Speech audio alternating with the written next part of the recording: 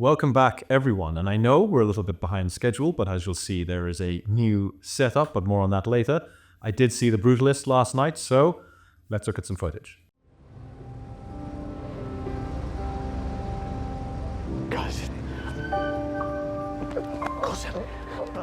There's him. So The Brutalist is a 2024 release, technically, but released here in the UK in 2025, and it's written and directed by Brady Corbet, along with Mona Fastvold in the writing department as well. And it's a story about how, after escaping post-war Europe, visionary architect Laszlo Toth arrives in America to rebuild his life, his work, and his marriage to his wife Erzsébet after being forced apart during wartime by shifting borders and regimes. On his own, in a strange new country, Laszlo settles in Pennsylvania, where the wealthy and prominent industrialist Harrison Lee Van Buren recognizes his talent for building.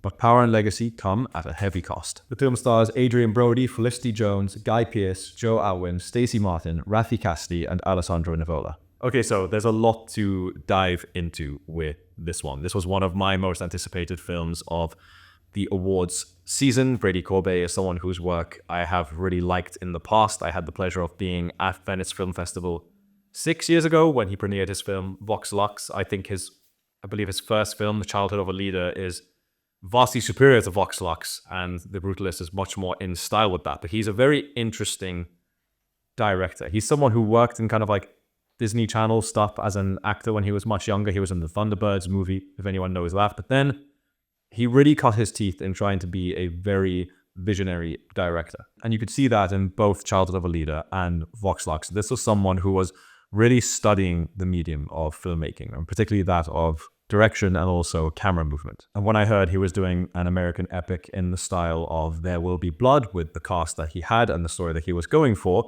I was very excited for that. So with that being said, you could say I was an easy target for what I am about to say, but also there is controversy around this film. This is my little disclaimer about this, because for those that are up to date with these kinds of things, this film is currently in the middle of a little bit of a smear campaign, in a way, if you want to call it that, where there was some AI used for certain elements of this film.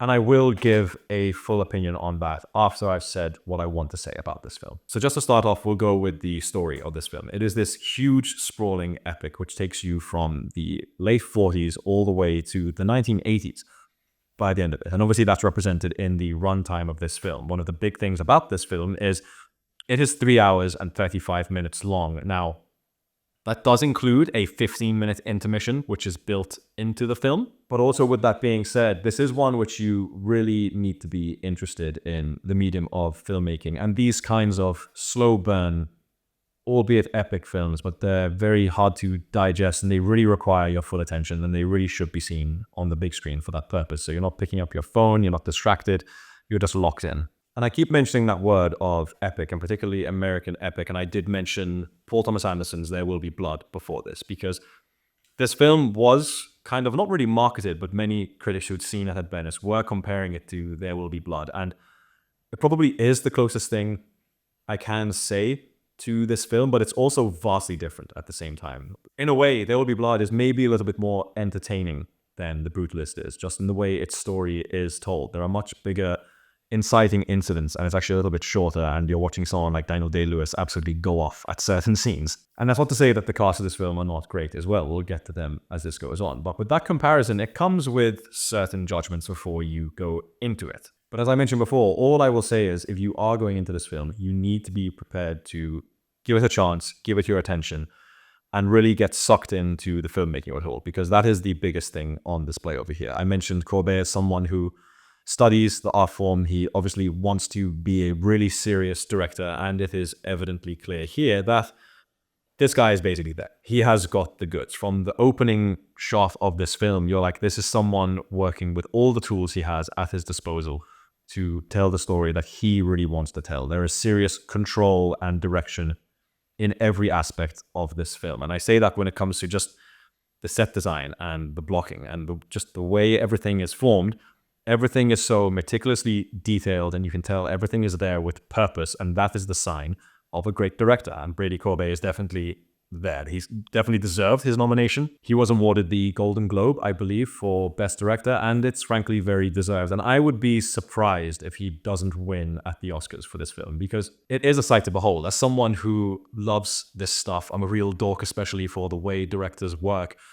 I could not help but be swept up in everything he was doing in this film. And I think one of the best things he does throughout this film is he really trusts the scenes he's written to take the story where it needs to go. There were a couple of moments, particularly in the first half of this film, where I was like, this is taking a little bit long to drag out. But then you see where it ends up and you're like, no, that was completely worth it for what needs to be said over here. And it all comes back to my comment before about intention. Everything in this film is completely intentional, and that's a very important thing. As I mentioned before, the story does kind of sprawl over a number of years, but to kind of boil it down, this is a story about a man who's come from a very tough background, who comes to America searching for this American dream, a dream that we've all been sold in some way, shape, or form in the past, of America as this land of opportunity, and especially at this point in history where things are starting to boom again post-war, where you could kind of reinvent yourself and you could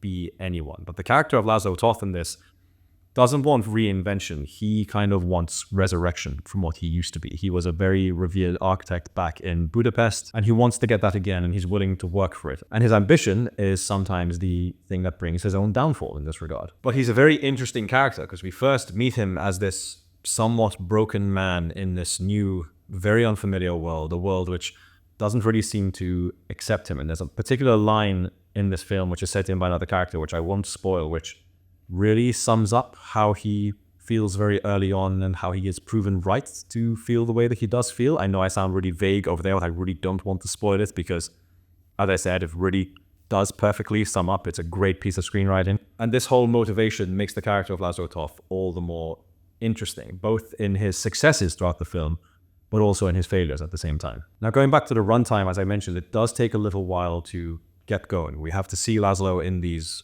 unfortunate situations, which he finds himself in. But the inciting instant when it does hit, that's when the film really starts to hit its stride. And it is before that intermission part where the film really starts to get going and pick up into what this film is going to be. And it's essentially, Laszlo is picked up by this rich man, Van Buren, and he wants him to build this huge megastructure in this place called Doylestown in Pennsylvania, where this guy is enamored with the work of Laszlo after looking him up and seeing this brutalist architecture. Obviously, the film is called The Brutalist. You need to expect that kind of architecture in it. And he wants this huge complex which will serve as a place of prayer and maybe a gymnasium and even a library at the same time. And he commissions Laszlo to do this for him. And it's this huge mega project which comes with its own problems as well. And that's where I think this film drew its comparisons to something like There Will Be Blood, because it is this huge undertaking by this individual who's got a lot of money behind him and the pressure and the weight of that, but this undying ambition to really bring to the world what he thinks is right for it. And what I think it is saying at the end of the day with all of this is a film not just about an architect or an artist. This is a film about the filmmaking process. And that sounds really pretentious, I know, but I have never made a proper feature-length film. I don't know if I ever will. I've made short films before, and they are incredibly difficult to make. You might think that making a film which is 5 or 10 minutes long might be a pretty easy thing, but it's not. There are a lot of hurdles that get in your way, whether that's through money or just through other limitations you might come into, like locations or actors and stuff like that. But it's also how other people who think they know better will come in and they will try to change the thing that you really want to make. And that's what I think this film is really trying to say. The Hollywood industry at large has been seeing this kind of boom of, we're making very populist films. You look at someone like Disney and all the superhero films and stuff like that. They are an easy target for this, but we frequently hear stories about those being interfered with by people higher up in the studio because this needs to be included in the film and we need a little bit less of that, and it needs to be funny and it needs to appeal to adults but also appeal to children, and we need to sell toys. And it's all this interference. And at its core, I think that's what The Brutalist is about. It's about a man's hugely ambitious creative endeavors being watered down by people who are just suits. They're just money. So now we'll move on to the cast of this film and their performances. And I'll start with Guy Pearce. He's someone who I've been a fan of for a long time. I think as a child, I remember first seeing him in the film The Count of Monte Cristo, and then also the film The Time Machine. Say what you want about either of those films, but he's someone I do like seeing whenever he turns up in something, so I think he's really talented. And he is nominated for Best Supporting Actor Oscar in his role in this film, and it's a pretty deserved one in this regard. He is fantastic in what he has to do as the character of Van Buren, where he starts off as this kind of outwardly kind but almost very condescending man who's obviously worked very hard to get to where he has to get to. But there is this very sinister undercurrent to him, which becomes more and more apparent towards the end of the film and even plays into the climax of the film rather brilliantly. And as I mentioned, Pearce is fantastic in this role. And then we'll move on to Joe Alwyn. Now, he's someone who, for a while, I didn't really get this guy. He was getting roles with directors whose work I really liked, people like Yorgos Lanthimos. And now he's in this as well. But in the previous things I'd seen him in before, he didn't really have all that much to do, so I wasn't really sold on him. But now after seeing him in this with a character where he has a lot to do, I'm actually pretty sold on this guy. He's fantastic. He's really sinister. He's really condescending towards the character of Laszlo in this. And I really enjoyed everything he was doing in this film. And if we speak about now Raffey Cassidy, she's someone, this is her second interaction with Brady Corbet as a director. She had a role, technically 2 roles in the film Vox Lux before this. She's also worked with Yorgos Lanthimos, as Joe Alwyn has done as well. And her character is quite interesting in this film because she plays the character of Zsofia, who is the niece of Laszlo. She's a character that doesn't speak. The film opens with a shot of her, and then we meet her again only in the second part of the movie. And I don't really want to say too much about what I think is the point of her character, because then it does come around towards the end of the film. But it's really interesting, and she has to do a lot with painfully little. And she's obviously really talented. Just in an expression, she's able to portray things which I think some actors would struggle with an entire monologue. So I thought she was very well suited for this role. She clearly likes working with Brady Corbet, and I hope that relationship very much continues. And then we get to, I guess, the big 2 in this film. They are the top billed actor and actress in this film with Felicity Jones and Adrien Brody, and they're the ones who have a bit of controversy around them. But we'll get to that after all of this. Now, Felicity Jones is someone I actually have always liked whenever I've seen her in something. I've always thought she's really talented, but actually often miscast for what she needs to do. But I think she's really found the perfect role for herself in this, where she plays Laszlo's wife, where again, she comes in that second part of the movie.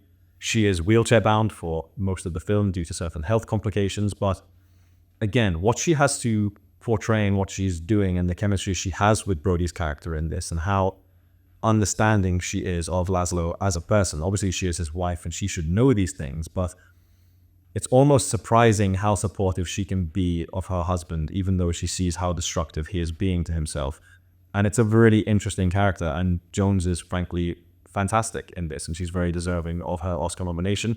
Whether she'll get it or not remains to be seen. The Oscars are pretty wild this year, but we'll see. And then we get to Brody. Now, anyone who is a fan of cinema knows the name Adrien Brody. Obviously, he had won the Oscar at the youngest age for anyone to do it at the time for his role in The Pianist. And kind of since then, it's been a little bit of a downward trajectory, not in terms of quality of his performances, but just in the abundance of his performances. He wasn't really in all that much in the period of the 2010s, but recently he seems to be making a bit more of a comeback. He had that big performance in the TV series Succession, where he was very impressive, because frankly, he always is. He's shown up in a couple of Wes Anderson things as the years have gone through. He always has a very good relationship with him. But this was his first really big one in a couple of years, where he was going to lead this film, and all the early buzz around him was he's definitely going to win an Oscar again for this, so it's going to be thoroughly deserved, and it's going to be, I guess, a sort of Cinderella story. And the long and short of it is, guys, it's Adrien Brody. He's fantastic. The way this guy acts physically and the emotions he's able to put, not just into his face, but just his actions, as I mentioned, that physicality, is kind of something to behold. He is one of the best actors working today when he gets the right material and the right spotlight for it. And I really can't criticize him all that much. But now we will come to the AI issue of this film. For those that don't know, there was an article recently and some interviews with crew members of this film where the use of AI was implemented into certain parts of this film. Now I'll speak about the use which I don't really care all that much about, and the one which I kind of do really care about. So apparently, towards the end of this film, there are some drawings shown of buildings or photographs, and those buildings were generated using an AI generator to basically give us Brutalist style buildings. Now for that, I don't really mind. This is a film which I think cost under $15 million. It was over a number of years. They obviously had to cut corners somewhere, and hiring an artist to draw more of these things could have been more expensive, and AI can do it for you. And I think that's a very minor thing. I'm very much of the case of, when implemented correctly, AI is going to be a very useful tool for any kind of creative to use, not just filmmakers, whether you're a musician or you're a creative designer or anything like that. If you can use the tool to aid your art and maybe save yourself some money where you don't need to spend it, I'm all for it. Now, where I do have an issue with AI is the second mention of where it was allegedly used. Now, obviously, Brody and Felicity Jones are playing people who are meant to be from Hungary, so they're having to do an accent to try and make this a bit more believable and authentic. We hear about actors doing accent work all the time. The latest big one was Bill Skarsgård in Nosferatu, where he worked with many different vocal coaches to bring his voice down and learn how to do as authentic a Romanian accent as possible. And I'm sure that both Felicity Jones and Brody worked with voice coaches in this film, but it was revealed that they used Respeecher, which is a AI voice program, to enhance their Hungarian accents in this film. And that doesn't really sit right with me. I did just praise their performances, and that's mainly based on the chemistry they have and the physicality and the emotions they're able to portray as actors, but this feels to me like an athlete using steroids. It feels like cheating a little bit in a way. And I would be lying if I said at certain times in the film I wasn't thinking, like, how much of their voice was altered to make them sound more authentic. And it's not really fair. If you look at someone like Timothée Chalamet, who's up there to possibly win Best Actor for the first time, he's someone who, whilst filming Dune and Dune Part 2, he was already cast as Bob Dylan for the film A Complete Unknown. He was teaching himself to play the guitar. He was teaching himself to sing. And then he was teaching himself to sing in the style of Bob Dylan, which, granted, Bob Dylan does not have the best voice ever. But to learn to sing in that cadence is a difficult thing when you've never done it before and to do it for a role. But Chalamet obviously took the time to train and do that and give as best a performance he could with the tools he had at his disposal, which was his own training and his own vocal cords. So it feels a little cheap when, after a film is done, a program is used to make something sound more authentic than it was actually done on set. It does not sit right with me. This is something I don't think should be in films. I think it's going to be interesting to see what happens with the awards, where people are going to stand on this. Personally, as I said, I don't like it. It doesn't completely ruin the performance for me. At the same time, there is a lot of merit in all the performances in this film, and especially the ones of Brody and Felicity Jones, but that is my bottom line on this. This is like an athlete taking steroids to have an edge over their opponent. It's just not right, and it should not be in films. But then, with all that being said, what we have with The Brutalist is, this is a borderline masterpiece from a director who is putting in the work in his craft and wants to make really serious films, or stuff like Francis Ford Coppola did, or David Lean did as well, where these huge, grandiose epics telling these stories which there are relatable elements in them, despite the scale of it all. You know, the character of Laszlo Toth is just a regular person who came from a war-torn country to America to chase this American dream. And that dream doesn't always materialize in the way that you think it might. And I think that's a very relatable thing for people. So the bottom line is, do I recommend The Brutalist? It is a fantastic film. It is a, at times, difficult film to watch if you're a casual viewer. I would say that you can skip this one and you can avoid it if you are wanting to get into films a little bit more about the study of it, of the way the camera moves, of the way things are cut, written, performances. This is one of the best examples we have of it in the modern age. I frankly love The Brutalist for the things it does. I'm so glad a film like this exists and is being shown on big screens. I mean, a 3.5-hour epic filmed on 70mm film, like, as a film nerd, I can't really ask much more than that. But as I said, for the general viewer, unless you're really interested and you think you can take it on, I probably wouldn't recommend it. But I personally loved The Brutalist. And now we come to the whole YouTube part. So if you have seen The Brutalist, if you haven't seen The Brutalist, if you're excited to see it, if you loved it, if you hated it, please let me know in the comments. If you want to talk more about the whole AI of it all, if you agree with my statement that it is like using a performance-enhancing drug, if you think it's not a big deal, please tell me everything you think in the comments down below. Don't forget to like this video, subscribe to the channel, please share it with your friends, all of that really helps. The Adlib podcast has been on a little bit of a hiatus just because a lot of us have been busy. I was moving, again, the new setup, but I now have some stability in my life, finally have some stability in my life, so things should go smoothly. Hopefully we will be there on Monday live on YouTube at 7:30 p.m. in the UK or 8:30 p.m. in Malta, so please join us over there if you can. So with that, I will just wish everyone the best and thank you for watching.